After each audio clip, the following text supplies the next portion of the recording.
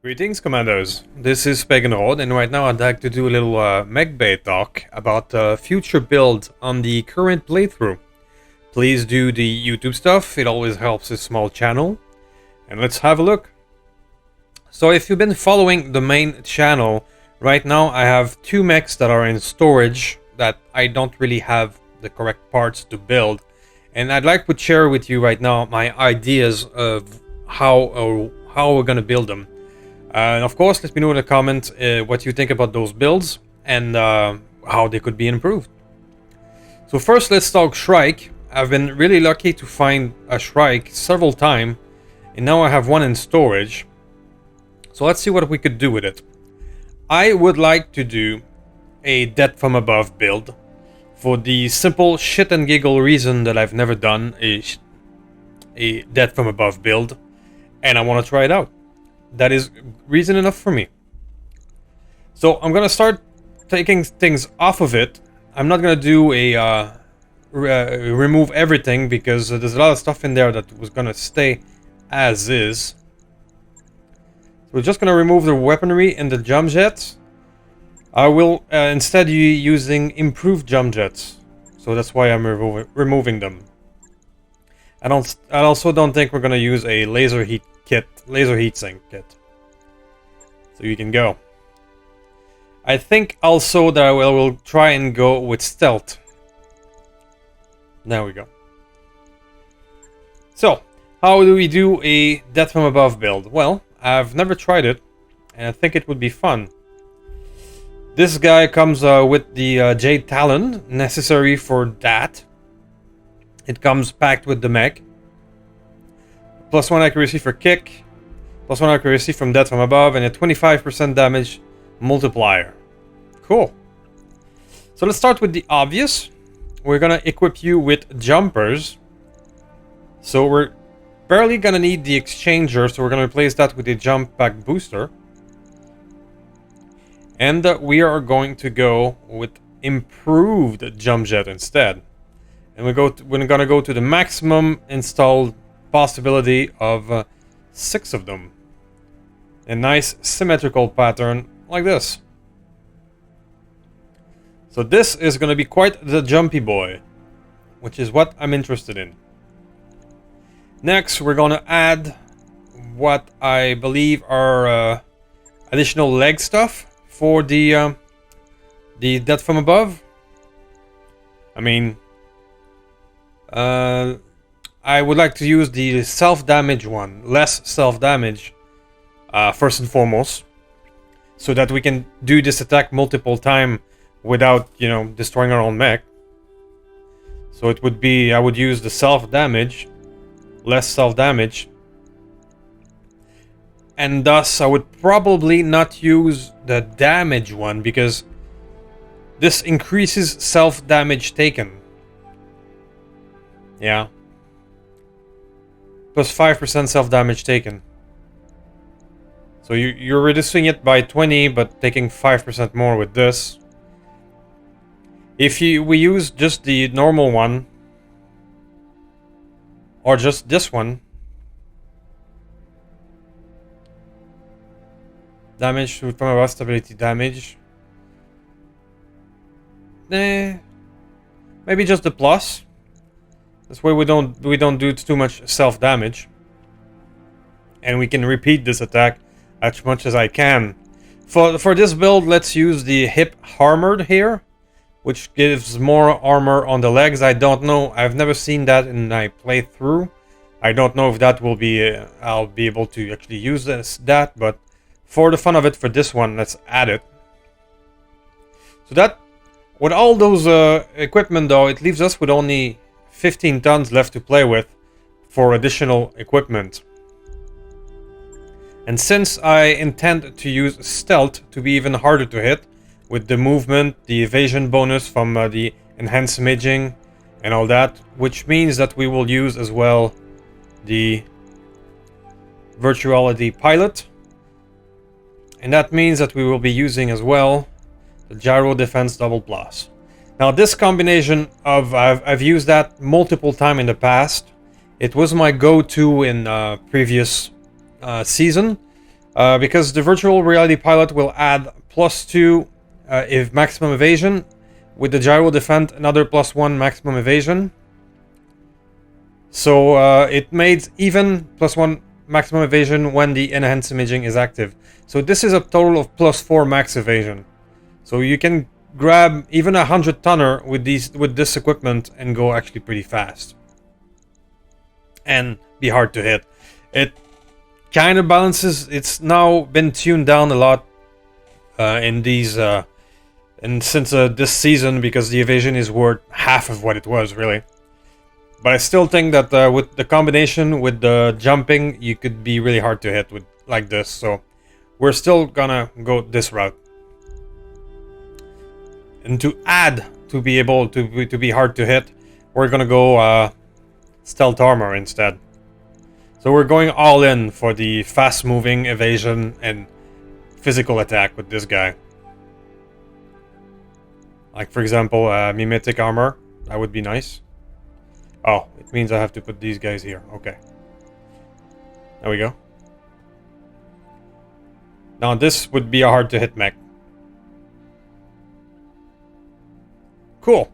So what do we do as backup weapons? Well, I was thinking of using an micro missiles actually, because with micro missiles you can fire 40 of them from a 20. Yeah. And you can make them tandem. They have gnarly tandem ammo with these guys. So I was thinking that as a follow-up from a kick or a death from above, you could use a either tandem or regular, depending if your victim is opened or not. Which would give you options. Like this.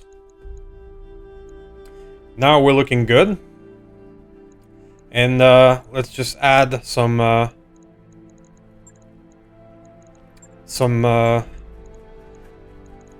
Angel ECM, I think, because we want to be really hard to hit, and perhaps an active probe. There we go. I think this boat here would be really fast. I'm gonna put my my main pilot in here, the commander, because he does have the ability to use enhanced imaging, and well, he cannot die. So if this fails, he's gonna be all right. Let's go Bloodsport for a fire control system. Yeah, and I think that will look like this. Perhaps just the cooling, which I haven't done. I think just regular cooling will be fine, because this is just 14 heat, yeah, and we'll be able to keep the stealth on all the time. Yep. Oh, I don't need that. So I have one more ton. Cool. Well, you get the picture. This is what I would like to try. I would like to try a death from above build. See if this works. If not, you can just jump into range and kick your way out of the situation. I think this could be pretty cool. So let me know what you think in the comment. This is what I tend to do with the Shrike in the current playthrough. Next we can discuss the Fafnir S7, another pretty cool build that we have currently asleep in the cargo hold waiting for pots. So give me a moment, I will load the S7 and take a look at what we can do with that one. See you in a sec. Alright, so Fafnir S7. We have one of those beauty already in our storage in the current playthrough. I've talked about this guy before because I absolutely love the mechanical jump jet system. And I really plan to use this guy more. And what I'd like to use is accurate weapon autocannon, his quirk right here, to make him a DACA build. So I'm going to remove some of that, and I'll keep some of it. And see what we can do with this bad boy. Now I have an idea in mind that includes some pirate stuff to maybe make him very interesting. So one thing you absolutely need to do with these jumpers is to use a heavy gyro. The reason is, every time you jump with the mechanical jump jet system, you will have 1 bar of instability. And when you... So with a regular gyro or a compact, that means you will be unstable after you jump twice. But if you give a heavy is 70 stability instead of 40. This means you have 4 bar of instability before you destabilize. This means you'll be able to jump a lot more with the heavy. So I highly recommend matching a MJJ with a heavy. So, what I'd like to do in terms of weapon, I would like to go full derp on Daka using pirate stuff, like the Rack AC2 Pirate. 2 of them.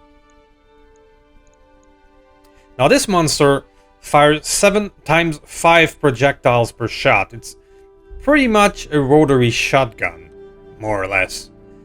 So when you fire it at maximum, well, you're looking at some ridiculous damage. 7 times 5, that's 35. Times 3, that's 115. So when you fire this at maximum capacity, you're looking at 230. Maximum alpha damage. There is a variability of 1 to 3 per shot though, so it's kind of hard to predict how much damage you're doing with these things. But this is a crit seeking weapon that you're firing so much projectile that something will crit in there. That's the idea of this. And on top of that, I would like to do triple rack build and give you a rack 5 risk. The reason is simple: more damage, for sure, but also because these 2 weapon systems have an optimal range of 360 meters. So they both have the same range, which would make this build pretty easy to use. So, to truly make it sing, we're gonna attempt to add some upper recoils, just like this. And turret mount for the one in the center torso. There we go. So now we have accuracy. We're gonna give you a pretty standard ferrofibrous armor for more safe weight gain.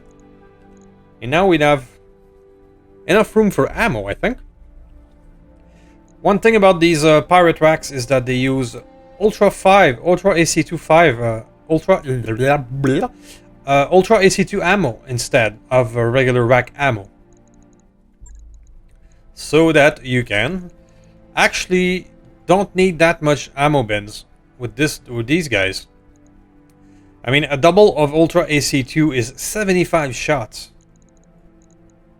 So if you just give him 3 tons of ammo, just like that, you actually have more than enough. You have 105, which gives you a good 10 Alpha Strike, which is more than enough. Then we're gonna add the risk ammo,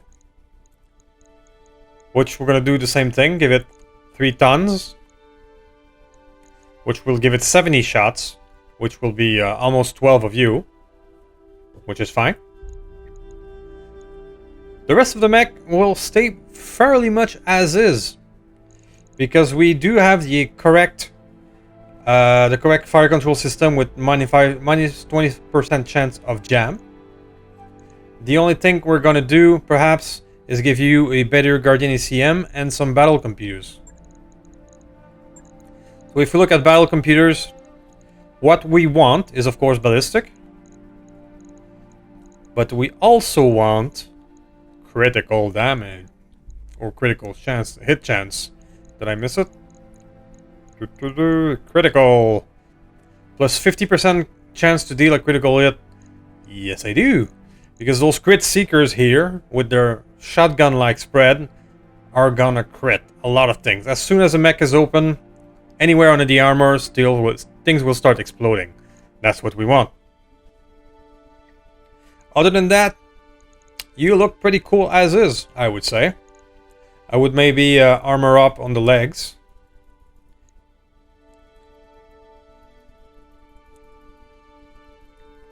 And I would maybe just remove a wee bit of armor here so that I can add maybe a Guardian ECM clan.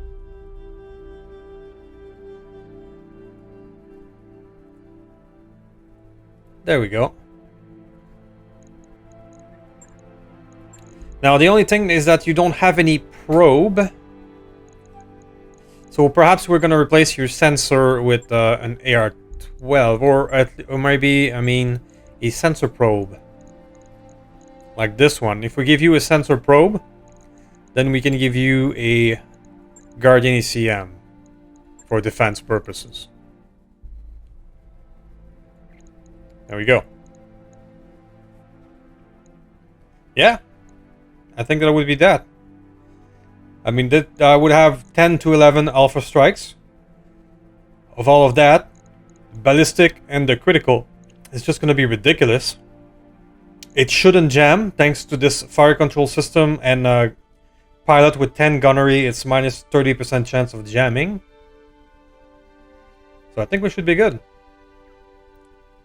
This 3% chance per shot to misfire. So if I fire you at 6, that is mean 15% chance. Yeah, we're good. The only thing missing would be, of course, the optics and the exchanger. We are at minus 34 heat delta, so I presume that I'll be able to crank up everything to 6. Maybe I'll get a bit of heat with everything cranked up, but not very much.